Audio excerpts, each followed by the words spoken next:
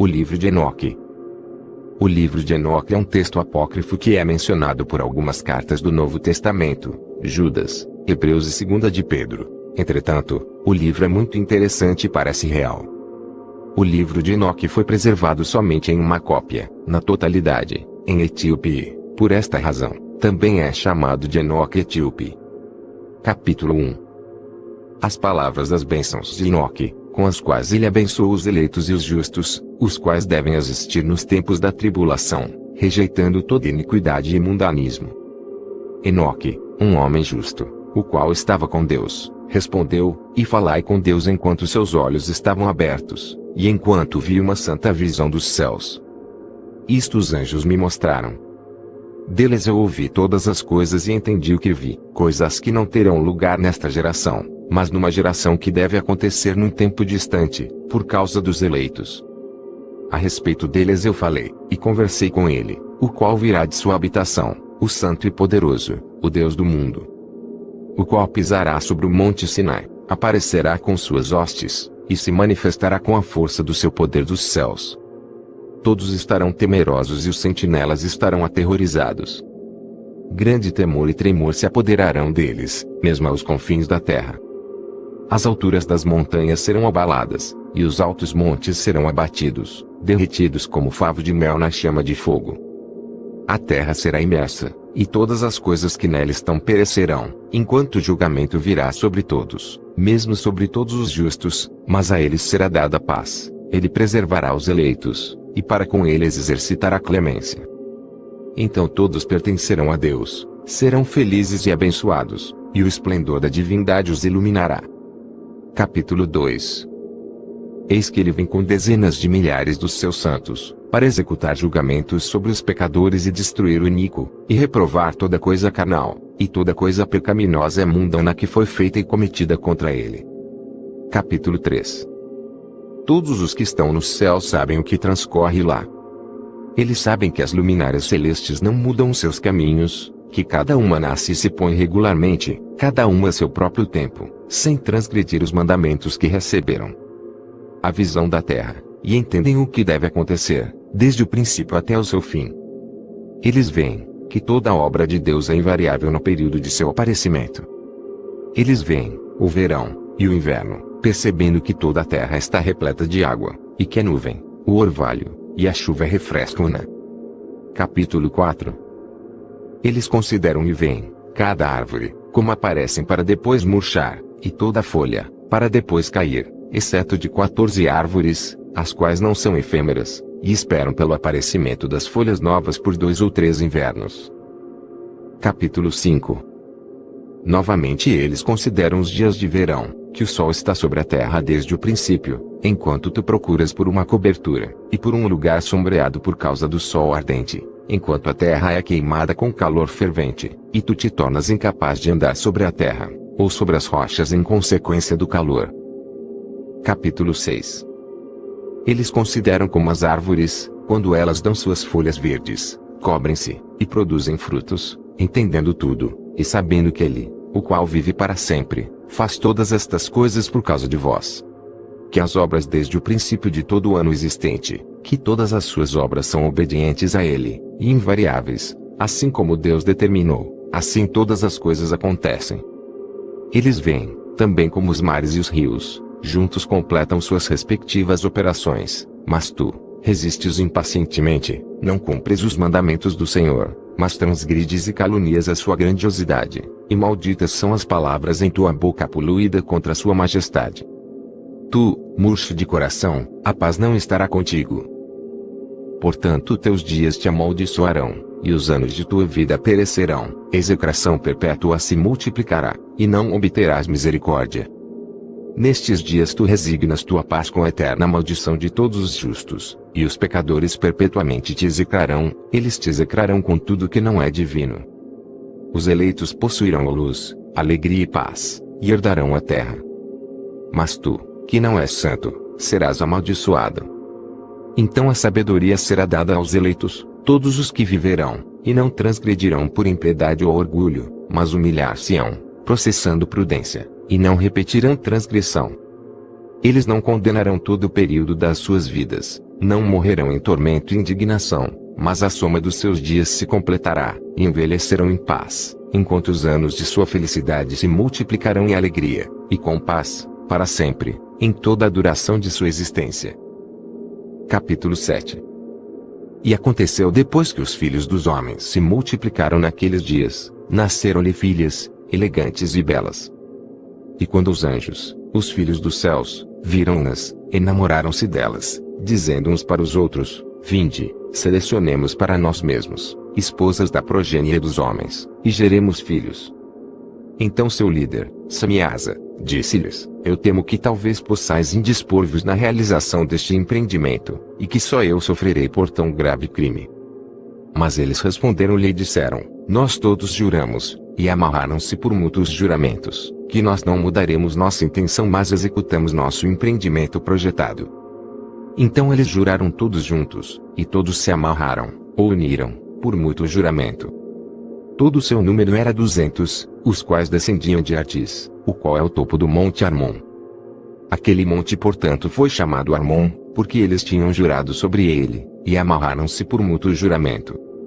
Estes são os nomes de seus chefes: Samiasa, que era o seu líder, Uracabarameel, Aquibel, Tamiel, Ramuel, Danel, Askel, Saraquenel, Azael, Armeus, Batral, Anani, Zavebe, Sansavel, Ertael, Turel, Yomiael, Arazial. Estes eram os prefeitos dos 200 anjos, e os restantes estavam todos com eles. Então eles tomaram esposas, cada um escolhendo por si mesmo, as quais eles começaram a abordar, e com as quais eles coabitaram, ensinando-lhes sortilégios, encantamentos, e a divisão de raízes e árvores. E as mulheres conceberam e geraram gigantes, cuja estatura era de 300 cúbitos. Estes devoravam tudo que o labor dos homens produzia, e tornou-se impossível alimentá-los. Então eles voltaram-se contra os homens, a fim de devorá-los, e começaram a ferir pássaros, animais, répteis e peixes, para comer sua carne, um depois do outro, e para beber seu sangue.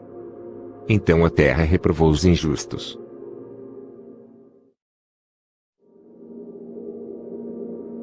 Capítulo 8.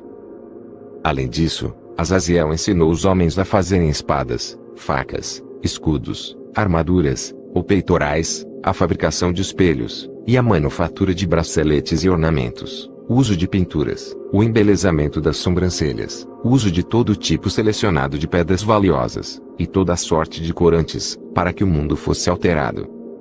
A impiedade foi aumentada, a fornicação multiplicada, e eles transgrediram e corromperam todos os seus caminhos. Amazaraque ensinou todos os sortilégios, e divisores de raízes. Armeus ensinou a solução de sortilégios. Bacaial ensinou os observadores das estrelas. Aquibel ensinou sinais. Tamiel ensinou astronomia, e Azaradel ensinou o movimento da lua. E os homens, sendo destruídos, clamaram, e suas vozes romperam os céus. Capítulo 9. Então Miguel e Gabriel, Radael, Suriel e Uriel olharam abaixo desde os céus, e viram a quantidade de sangue que era derramada na terra, e toda a iniquidade que era praticada sobre ela, e disseram um ao outro: Esta é a voz de seus clamores. A terra desprovida de seus filhos tem clamado, mesmo até os portões do céu. E agora a ti, ó Santo dos céus, as almas dos homens queixam-se, dizendo: Obtém justiça para conosco com o Altíssimo. Então eles disseram ao seu Senhor, o Rei: Tu és Senhor dos senhores, Deus dos deuses, Rei dos reis. O trono de tua glória é para sempre, e para sempre seja teu nome santificado e glorificado. Tu fizeste todas as coisas, tu possuis poder sobre todas as coisas, e todas as coisas estão abertas, e manifestas diante de ti. Tu vês todas as coisas, e nada pode esconder-se de ti. Tu viste o que Azaziel tem feito, como ele tem ensinado toda a espécie de iniquidade sobre a terra, e tem aberto ao mundo todas as coisas secretas que são feitas nos céus. Samiasa também tem ensinado sortilégios, para quem tu deste autoridade sobre aqueles que estão associados contigo. Eles têm ido juntos às filhas dos homens, têm se deitado com elas, têm se contaminado, e têm descoberto crimes a elas. As mulheres igualmente têm gerado gigantes. Assim toda a terra tem se enchido de sangue e iniquidade. E agora, vês que as almas daqueles que estão mortos clamam, e queixam-se até ao portão do céu. Seus gemidos sobem, nem podem eles escapar da injustiça que é cometida na terra. Tu conheces todas as coisas, antes de elas existirem. Tu conheces estas coisas, e o que tem sido feito por eles, já tu não falas a nós. O que, por conta destas coisas, devemos fazer contra eles? Capítulo 10. Então o Altíssimo, o grande santo falou, e enviou Arsai-Alaliur, ao filho de Lameque, dizendo: diz a eles em meu nome, esconde-te. Então explicou-lhe a consumação que está prestes a acontecer, pois toda a terra perecerá, as águas do dilúvio virão sobre toda a terra, e todos os que estão nela serão destruídos. E agora, ensino como ele pode escapar, e como sua semente pode permanecer em toda a terra. Novamente o Senhor disse a Rafael: amarra Azaziel, mãos e pés, lança-o na escuridão, e abrindo o deserto que está em Dudael, lança-o nele. Arremessa sobre ele pedras agudas, cobrindo-o com escuridão, lá ele permanecerá para sempre, cobre sua face, para que ele não possa ver a luz. E no grande dia do julgamento lança ao fogo. Restaura a terra, a qual os anjos corromperam, e anuncia vida a ela, para que eu possa recebê-la. Todos os filhos dos homens, sua descendência, não perecerão em consequência de todo o segredo, pelo qual as sentinelas têm destruído, e o que eles ensinaram. Toda a terra tem se corrompido pelos efeitos dos ensinamentos de Azaziel. A ele, portanto, se atribui todo o crime. A Gabriel também o Senhor disse: vai aos bastardos, aos réprobos, aos filhos da fornicação, e destrói os filhos da fornicação, a descendência das sentinelas de entre os homens, traga-os, e excita-os uns contra os outros. Faça-os perecer por mútua matança, pois o prolongamento de dias não será deles. Eles rogarão a ti, mas seus pais não obterão seus desejos com respeito a eles, pois eles esperaram por vida eterna, e que eles possam viver, cada um deles, 500 anos. A Miguel, igualmente o Senhor disse: vai e anuncia seus próprios crimes a Samiasa, e aos outros que estão com ele, os quais têm se associado às mulheres para que se contaminem com toda a sua impureza. E quando todos os seus filhos forem mortos, quando eles virem a perdição dos seus bem-amados, amarra-os por 70 gerações debaixo da terra, mesmo até o dia do julgamento, e da consumação, até o julgamento, cujo efeito que dura para sempre, seja completado. Então eles serão levados para as mais baixas profundezas do fogo em tormentos, lá eles serão encerrados em confinamento para sempre. Imediatamente depois disso ele, juntamente com os outros, queimarão e perecerão, eles serão amarrados até a consumação de muitas gerações. Destrói todas as almas viciadas na luxúria, e a descendência das sentinelas, pois eles tiranizam a humanidade. Que todo opressor pereça na face da terra, que toda má obra seja destruída, a semente da justiça e da retidão apareça, e o que é produtivo torne-se uma bênção. Justiça e retidão serão plantados para sempre com prazer. E então todos os santos darão graças, e viverão até terem gerado milhares de filhos, enquanto todo o período de sua juventude, e seus sábados, serão completados em paz. Naqueles dias toda a terra será cultivada em retidão, ela será totalmente cultivada com árvores, e será cheia de bendições, toda árvore de delícias será plantada nela. Vinhas serão plantadas, e a vinha que nela será plantada produzirá frutos para a saciedade, toda a semente que nela será semeada produzirá 1000 por uma medida, e uma medida de olivas produzirá 10 prensas de óleo. Purifique a terra de toda a opressão, de toda a injustiça, de todo crime, de toda a impiedade, e de toda a impureza que é cometida sobre ela. Extermina-os da terra. Então todos os filhos dos homens serão justos, e todas as nações me pagarão divinas honras, e me abençoarão, e todos me adorarão. A terra será limpa de toda corrupção, de toda punição e de todo sofrimento. Eu não enviarei novamente dilúvio sobre ela, de geração em geração para sempre. Naqueles dias eu abrirei tesouros de bênçãos que estão nos céus, para que eu possa fazê-las descer sobre a terra, e sobre todos os trabalhos e labores do homem. Paz e equidade se associará aos filhos dos homens todos os dias do mundo, em cada uma de suas gerações.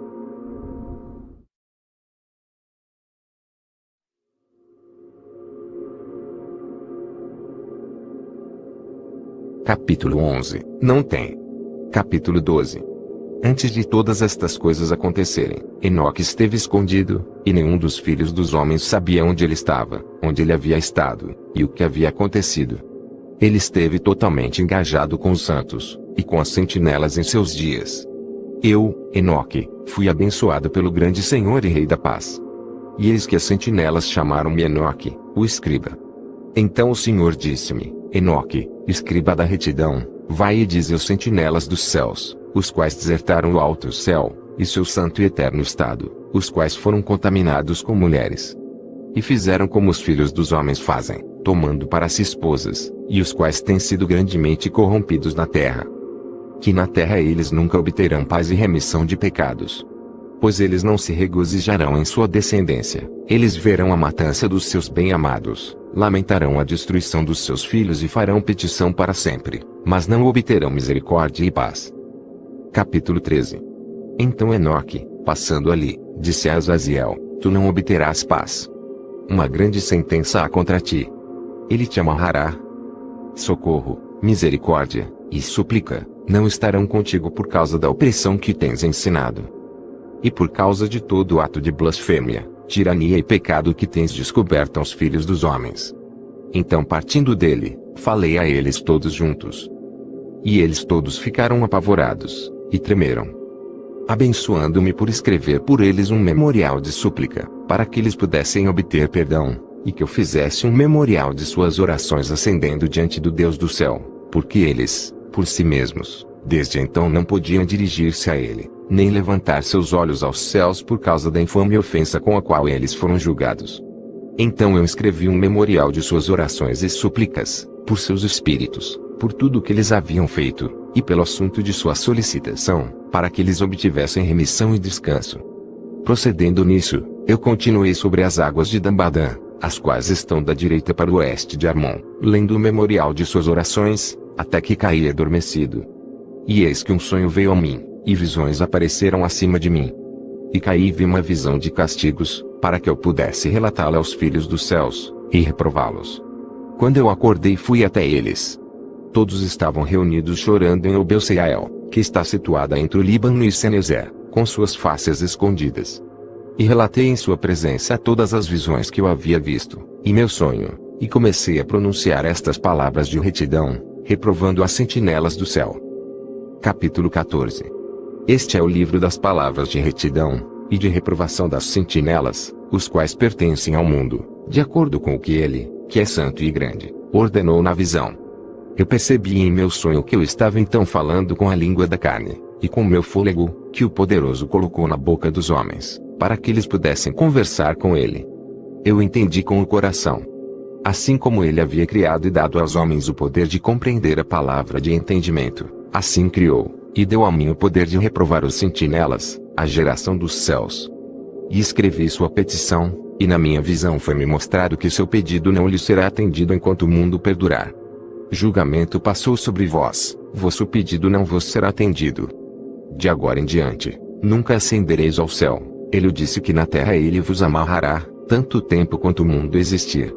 Mas antes destas coisas tu verás a destruição dos vossos bem-amados filhos, não os possuireis, mas eles cairão diante de vós pela espada. Nem pedireis por eles, nem por vós mesmos, mas chorareis e suplicareis em silêncio. As palavras do livro que eu escrevi. Uma visão então me apareceu. Eis que naquela visão, nuvens de névoa convidaram-me, estrelas agitadas e brilho de relâmpagos impeliram-me e pressionaram-me adiante, enquanto ventos na visão assistiram meu voo, acelerando meu progresso. Eles elevaram-me no alto ao céu. Eu prossegui, até que cheguei próximo de um muro construído com pedras de cristal. Uma chama de fogo vibrante rodeou-o, a qual começou a golpear-me com terror. Nesta chama de fogo vibrante eu entrei, e aproximei-me de uma espaçosa habitação, também construída com pedras de cristal. Seus muros também, bem como o pavimento, eram formados com pedras de cristal, e de cristal também era o piso. Seu telhado tinha a aparência de estrelas agitadas e brilhos de relâmpagos, e entre eles haviam querubins de fogo, num céu tempestuoso. Uma chama queimava ao redor dos muros, e seu portal queimava com fogo. Quando eu entrei nesta habitação, ela era quente como fogo e frio como gelo. Nenhum traço de encanto ou de vida havia lá. O terror sobrepujou-me, e um tremor do medo apoderou-se de mim. Violentamente agitado e tremendo, eu caí sobre minha face. Na visão eu olhei. E vi que lá havia outra habitação mais espaçosa que a primeira, cada entrada da qual estava aberta diante de mim, elevada no meio da chama vibrante. Tão grandemente superou em todos os pontos, em glória, em magnificência, em magnitude, que é impossível descrever-vos o esplendor ou a extensão dela. Seus pisos eram de fogo, acima haviam relâmpagos e estrelas agitadas, enquanto o telhado exibia um fogo ardente. Eu examinei atentamente e vi que ela continha um trono exaltado, a aparência do qual era semelhante à da geada, enquanto que sua circunferência assemelhava-se à órbita do sol brilhante, e havia a voz de um querubim. Debaixo desse poderoso trono saíam rios de fogo flamejante. Olhar para ele foi impossível. Alguém grande em glória assentava-se sobre ele, cujo manto era mais brilhante que o sol, e mais branco que a neve. Nenhum anjo era capaz de penetrar para olhar a sua face, o glorioso e efulgente, nem podia algum mortal vê-lo. Um fogo flamejante rodeava-o,